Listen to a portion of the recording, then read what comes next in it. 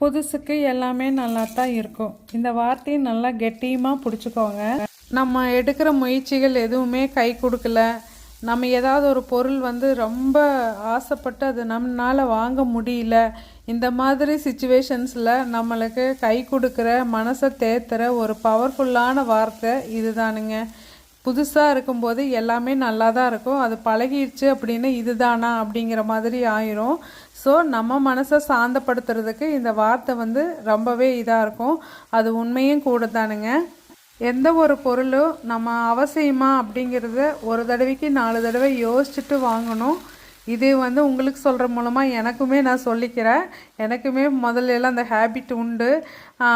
நம்ம அந்த பொருளை வாங்கிட்டு யூஸ் ஆகாமையும் இருக்கும், அது இடத்தையும் பிடிச்சிட்ருக்கு, பணம் வரையும் கூட.